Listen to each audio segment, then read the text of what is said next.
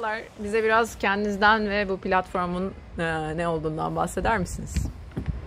Tabii. Ben Çağla Altıntaş, psikoloğum. Özgür Düş platformunu özellikle maladaptif hayal kurma ya da daha iyi bilinen adıyla maladaptif daydreaming hakkında bilgi sunmak için internete yayılmış bilgileri doğruluk derecesine göre değerlendirip kolayca insanlara ulaştırmak için ve bilimsel açıdan geçerliliklerini netleştirmek için kurduk. Her ne kadar maladaptif hayal kurma üzerine odaklanıyor olsak da kişisel gelişimle ilgilenen, psikolojiyi merak eden insanların da ilgisini çekeceğini bildiğim içerikler üreteceğiz. Çünkü aslında maladaptif hayal kurma olsun olmasın insanların psikolojik olarak refaha ermesi ve sağlıklı bir zihinsel yapıya kavuşması için biraz psikolojinin nasıl çalıştığını anlaması gerekiyor. Buna uygun olarak ihtiyaçlarını doğru belirleyebilmesi ve uygun bir şekilde uygulamaya geçirmenin yollarını öğrenmesi gerekiyor bence. Peki maladaptif hayal kurmadan bahsettiniz. Kısaca bize bunun ne olduğundan bahseder misiniz? Maladaptif hayal kurma, maladaptif daydreaming ya da kısaca MD diyoruz. Fantazi kurma, davranışsal bağımlılığı çevresinde şekillenmiş kompleks bir psikopatoloji.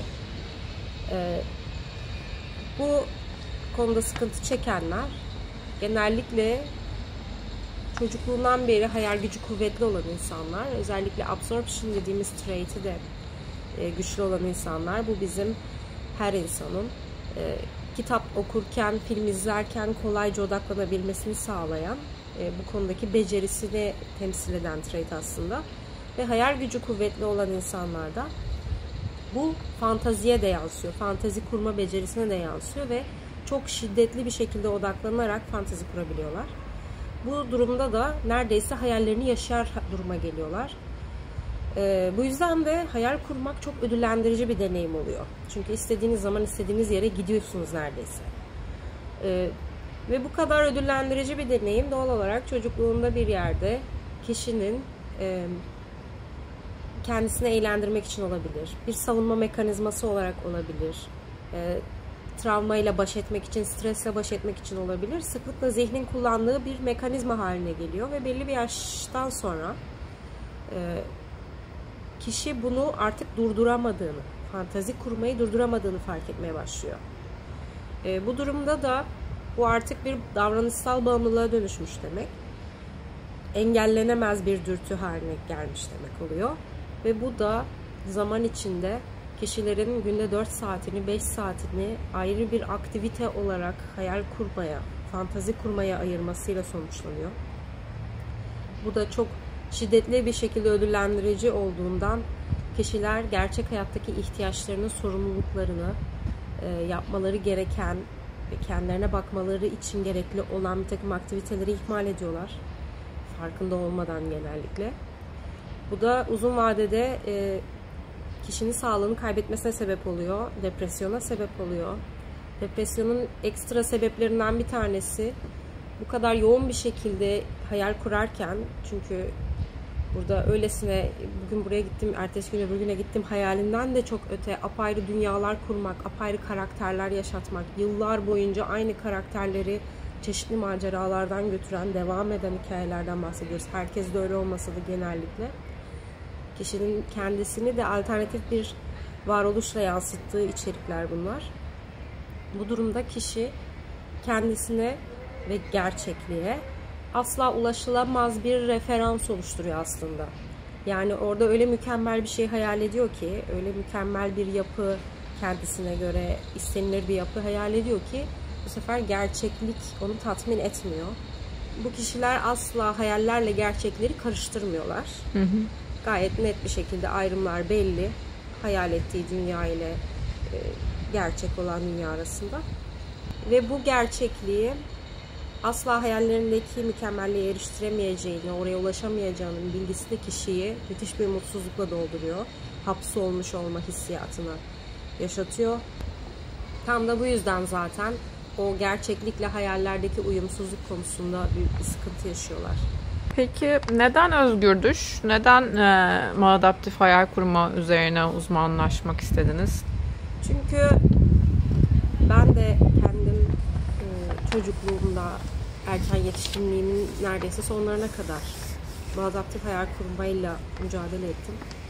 O zamanlar yardım alabileceğim hiçbir şey yoktu ortada. Çünkü MD'nin, Maladaptive Daydreaming'in bir ismi bile yoktu. Daha 2002'de ilk defa Elie Sommer ilk kez bunu literatüre kattı. Bu ismi ortaya çıkardı ve benim yardım aradığım dönemlerde hiç kimse bilmiyordu yani böyle bir şeyin varlığını. Dolayısıyla da psikolojik destek almak için bu konuda yardım istediğim zaman profesyoneller bile bana yanıt veremediler. Anlayamadılar olayın ciddiyetini veya benim için önemini zaten anlayamadılar. Bu yapının ne kadar kompleks olduğunu zaten kimse bu kadar kolaylıkla çözemezdi. Dolayısıyla aslında biraz da bu yüzden ben psikoloji okudum.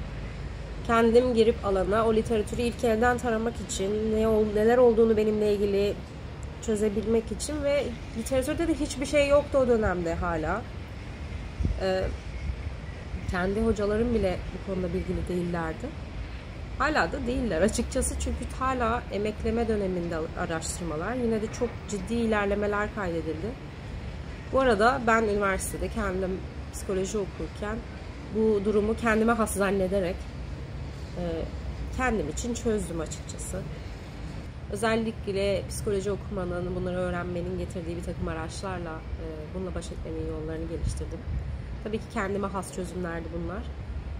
Geçtiğimiz birkaç ay içinde bir baktım Maladaptive Daydreaming, maladaptif hayal kurma adı altında insanlar birbirlerini bulmaya başlamışlar. Çünkü bir isim olduğu zaman ancak bendekinin ismi bu diyebiliyorsunuz. Ben de onlardan biriydim. Demek ki bana has değilmiş dedim ve o gruplara girdiğim zaman gördüğüm şey benim üniversitede durmadan sorduğum soruları, cevaplarını aradığım, kimseden yardım alamadığım soruları sorduklarını gördüm insanların. Ve yani bu bende çok şiddetli bir sorumluluk duygusu uyandırdı.